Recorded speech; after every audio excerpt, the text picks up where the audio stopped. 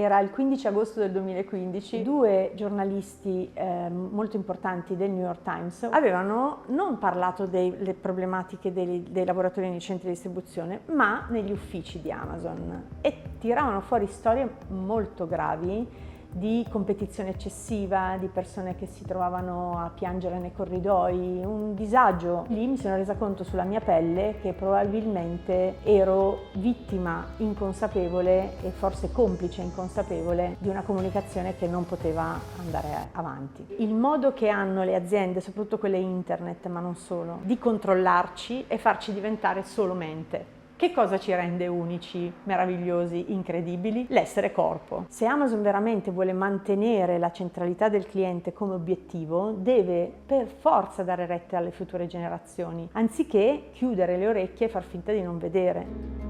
Nel giugno del 2025 si è svolto a Venezia il matrimonio tra Jeff Bezos e la giornalista Lauren Sanchez. In città ad attenderli c'erano anche decine di attivisti che hanno protestato contro il fondatore di Amazon, nonché una delle persone più ricche al mondo. Il suo successo è stato possibile anche al lavoro di Marissandra Lizzi, che per quasi 20 anni ha contribuito a far conoscere al pubblico italiano l'immagine di Amazon e le strategie che lo hanno reso un colosso globale. Durante la pandemia, quando le contraddizioni di Amazon sono arrivate al loro apice, Lizzi non ce l'ha fatta più e ha deciso di rompere ogni rapporto. Adesso utilizza la sua esperienza per raccontare quelli che erano gli ideali di Amazon in passato, che sono stati traditi, e il fatto che ad oggi sia un'azienda non più come era stata ideata e insostenibile. La intervistiamo nell'ambito del progetto Sfera, che è una rete di media europei di cui da diversi anni con VD rappresentiamo l'Italia. Il progetto, che è promosso dalla Commissione europea, ci permette di raccontare le grandi sfide sociali con un approccio cross-border e internazionale. Ciao Alessandra, Ciao, finalmente, come stai? piacere, tutto bene te? La prima volta che ho sentito parlare di Jeff Bezos è stata proprio in un'aula universitaria. Tu immagina la situazione, mi stavo quasi per addormentare, si parlava di massimizzazione del profitto, economia politica, eccetera. A un certo punto ho sentito due parole chiave: una erano libri e l'altra era internet. L'idea che i libri ti potessero arrivare direttamente a casa era una cosa fantastica. Quindi ho iniziato a studiare tutto quello che aveva a che fare con internet e con Amazon. Quella era la prima volta nella mia vita che ho sentito parlare di Jeff Bezos. Amazon nel 1995 era un grandissimo sogno. Era il sogno di un visionario, il sogno di poter attraverso la rete democratizzare il commercio, abbattere le lobby. Era l'applicazione pratica, quasi ante litteram, di quelle che poi erano le 95 tesi del Cluthrin Manifesto, che sono state il mio manifesto, che parlavano di mercati come conversazioni, l'importanza di mettere il cliente e l'interlocutore al centro di ogni relazione digitale. Questo era internet e questo era il sogno iniziale. Inizialmente nasceva come quindi un processo di democratizzazione. C'era sempre il concetto di essere l'azienda più customer centric, quindi più centrata sul cliente del mondo. Nella fase iniziale mi occupavo soprattutto di organizzare interviste a Diego Piacentini quando lui decideva di venire in Italia. Poi nel 2009 mi arriva la domanda, sempre da parte sua, di: te la senti nel caso noi decidessimo di aprire il paese, di seguire le PR di Amazon? Allora lì diventa un lavoro più strutturato. Noi ci siamo occupati attraverso un lavoro di animazione vera e propria all'interno dell'organizzazione, di comunicazione interna, di far star bene le persone che lavoravano in un centro che comunque richiedeva un lavoro usurante, perché comunque il magazziniere, che era il lavoro principale, non è un lavoro leggero. Però io vedevo delle condizioni di lavoro belle, positive, un contratto del commercio che rispettava i lavoratori, quindi la mia esperienza era positiva rispetto all'azienda. Quando soprattutto all'estero hanno iniziato a esserci delle crisi anche molto potenti in cui si lamentavano le condizioni di lavoro disumane all'interno dei centri di distribuzione, all'inizio non ci ho creduto, questa è la verità. La crisi che mi ha fatto pensare è stata quella del New York Times. Era il 15 agosto del 2015, due giornalisti molto importanti del New York Times avevano non parlato delle problematiche dei lavoratori nei centri di distribuzione, ma negli uffici di Amazon, e tiravano fuori storie molto gravi di competizione eccessiva, di persone che si trovavano a piangere nei corridoi, un disagio, un malessere diffuso all'interno del management di Amazon. una fotografia che non riconoscevo. Quella è stata la prima volta in cui il velo del mio innamoramento è crollato. Lì che cosa è successo? Abbiamo consigliato a Amazon di gestire questa crisi in una modalità bottom up, quindi dal basso, portando le persone, soprattutto i dipendenti, a difendere l'azienda. E invece la scelta che è stata fatta a livello globale è stata quella di avere un approccio top down, quindi dall'alto. È stato assunto Jay Carney, che era il portavoce della Casa Bianca, che è diventato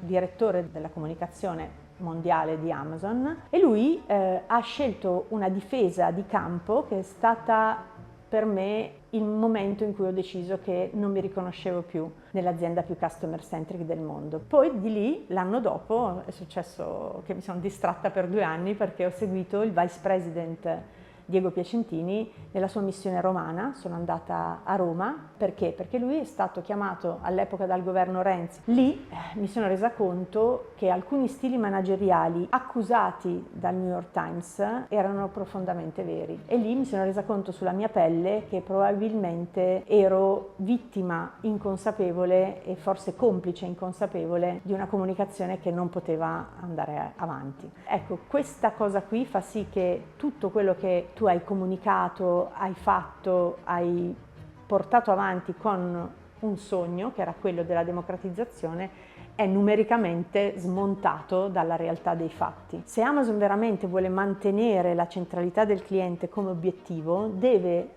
per forza dare retta alle future generazioni, deve per forza dare retta alle persone come te, come mia figlia, come le persone che oggi la criticano, anziché chiudere le orecchie e far finta di non vedere. Nel ottobre del 2020 ricevo una telefonata del capo della comunicazione retail di Amazon. Decidiamo di vederci. Lo vedo molto triste e lo faccio parlare, e lui mi dice che Amazon ha deciso di aprire una gara per l'agenzia retail. Significa che potevamo vincere la gara, ma potevamo anche perderla. In quella comunicazione mi sono come sentita la possibilità di rompere le catene. Al che torno a casa, ne parlo con Mauro, mio marito, compagno di avventure, e decidiamo di lasciare tutto. È stata una decisione difficile, dolorosa, perché lasciare significa anche lasciare le persone con cui lavoravi. Decidiamo di non partecipare alle 2 gare e decidiamo di rinunciare a corporate, che era già siglato. Io ho scritto questo libro perché nutro una fortissima speranza, che è la speranza che è dentro il DNA dell'azienda, e che molto spesso ha molto a che fare anche con il fondatore, quindi c'è la possibilità, per quanto ne sia uscito nel 2021, di influire nella direzione di questa realtà. Ci sia ancora quell'anima gentile di cui lui parla nella prolusione, che consiglio a tutti di vedere perché è una delle prolusioni più belle che abbia mai visto. Tutti conosciamo quella di Steve Jobs, ma pochissimi conoscono quella di Jeff Bezos del 2010. Una prolusione alla Princeton University, dove lui ricorda un aneddoto che insomma vi lascio leggere nel libro, però il concetto distingue tra l'essere gentili e l'essere intelligenti. Ecco, Amazon è l'azienda più intelligente dell'universo, ma ha perso quella gentilezza iniziale che c'era. E secondo me c'è in tantissimi manager, perché io conosco le persone che ci lavorano e so che sono belle persone, quindi so che dentro di loro probabilmente quello che sta avvenendo, anche tutte le critiche che stanno iniziando a piovere da ogni lato, feriscono e fanno male. C'è la possibilità di invertire la rotta, e se inverte la rotta una realtà che serve 300 milioni di clienti, tu hai un impatto sulla crisi climatica domani mattina. Per quello io spero che il libro sia utile a far capire che si possa tornare a essere fieri di lavorare per un'azienda come Amazon, perché comunque ha fatto anche tantissime cose buone, non solo negative. Io non credo che sia solo stata un mio innamoramento verso di loro a rendermi, come dire, cieca alle problematiche. Io credo che effettivamente Amazon a un certo punto abbia virato verso, diciamo, più ombra che luce. Noi abbiamo lanciato il marketplace. Il marketplace come concetto è dare la possibilità ai piccoli commercianti di utilizzare la piattaforma Amazon per vendere in tutto il mondo. Cioè io sono, che so, un artigiano di Venezia e faccio delle cose bellissime che però rischio di poter vendere soltanto a chi mi passa davanti alla vetrina, mentre ho un mercato mondiale che mi si apre. Non è una cosa brutta di per sé. Quando diventa brutta? Diventa brutta nel momento in cui tu applichi questi principi a vantaggio solo tuo. C'è un principio di Amazon, degli Amazon Principle, che è alzare sempre l'asticella. Perché? Perché se vuoi fare innovazione tu risolvi un qualcosa, poi questo qualcosa ti devi sempre chiedere come lo posso fare ancora meglio e in qualche modo quindi aumenti sempre di più la difficoltà del passo successivo. Ecco, Amazon è arrivata a un certo punto ad alzare l'asticella a un livello tale che a saltare era solo lei. Io mi ricordo un periodo, l'inizio, che è stato fenomenale, in cui Amazon ci chiedeva di mandare le recensioni negative in rassegna stampa, anziché quelle positive. E io mi chiedevo, da italiana abituata a valorizzare solo il positivo, mi chiedevo, ma cosa ci fate con le recensioni negative? E loro mi rispondevano, noi miglioriamo il sistema, perché cosa ce ne facciamo delle recensioni positive? Quelle non ci migliorano il nostro processo, mentre se mi arriva che il Fire non funziona perché il tasto X non può essere migliorato in termini di usabilità, io ringrazio quel giornalista che mi ha fatto la recensione negativa e non solo, ma gli rispondo che abbiamo corretto il bug grazie a lui. Questa roba c'era e l'ho comunicata per tantissimi anni, non so dove è finita, questo è il problema. Per quello penso che riscrivere i principi di Amazon non sia un qualcosa che serve ad Amazon o serve a me o serve, che so io, è qualcosa di fondamentale per portare l'attenzione sul buono che c'è, per non buttare anche quello, tenere quello e riutilizzarlo ai fini del bene.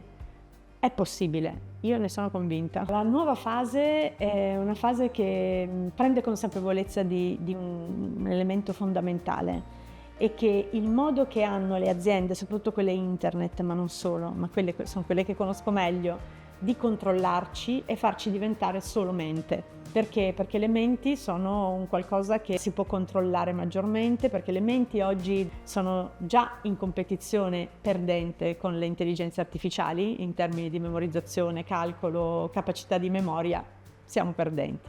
Che cosa ci rende unici, meravigliosi, incredibili? L'essere corpo. E questa cosa sembra un po' esoterica, ma in realtà è totalmente centrata nella realtà. E noi ci stiamo rendendo conto che possiamo portare nelle organizzazioni non solo la comunicazione, ma portiamo nelle organizzazioni per esempio il teatro, la bioenergetica e aiutiamo le persone a stare bene nel loro lavoro quotidiano. Quindi è nato l'Atelier delle Relazioni, un progetto bellissimo ed è il motivo per cui nasceva il libro, che nasceva come un manuale di relazioni umane, perché di relazioni umane abbiamo tantissimo bisogno. Ci sentiamo un'agenzia attivista, non solo per la scelta specifica, ma proprio perché vogliamo mettere al servizio tutto quello che noi conosciamo al servizio delle grandi cause, e le grandi cause sono sicuramente quella legata alla crisi climatica. Abbiamo in famiglia Lotta che ci ha fatto ritornare a credere in noi stessi e nelle nostre passioni, nelle nostre missioni. Siamo attivisti anche nelle parole. Il tema di Venezia, dell'essere a Venezia, nella più antica libreria di Venezia, che si chiama La Toletta, a presentare il libro, era anche un modo per sostenere le lotte che ci sono state a Venezia di Greenpeace e di XR contro il matrimonio di Jeff Bezos, che non era contro il matrimonio e non era neanche, secondo me, contro l'idea che si facesse a Venezia, ma era per sollevare una questione gravissima che è il washing di Amazon e tutto questo dichiarare il climate pledge nel 2019 in pompa magna. Milioni di articoli sono usciti su questo in tutto il mondo e poi invece aumentare le emissioni del 194% dal 2019 ad oggi. Ecco, queste cose vanno denunciate e si denunciano con il lavoro del giornalismo e della comunicazione che è fatta per attivare il maggior numero di persone a rendersi conto che ci vogliono menti, ci vogliono dentro una matrix, ma in realtà noi possiamo uscirne decidendolo semplicemente.